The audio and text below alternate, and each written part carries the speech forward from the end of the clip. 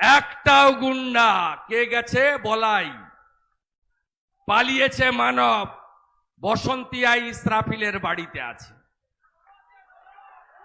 আপনি জানেন না, ভেবেছেন জানেন না। নিজের মোবাইল সুইচ অফ, অন্য মোবাইল থেকে বলছে কিছুদিন পর যাইটি দেখি লিবা, আসতে পারবে না।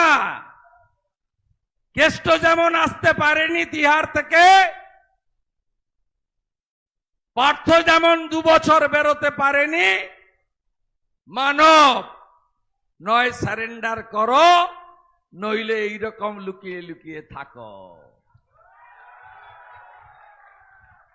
মিলন কি করছে? এলাকায় আছে। কাকে একটা চড় মেরেছিল না সুকুমার ভাইকে?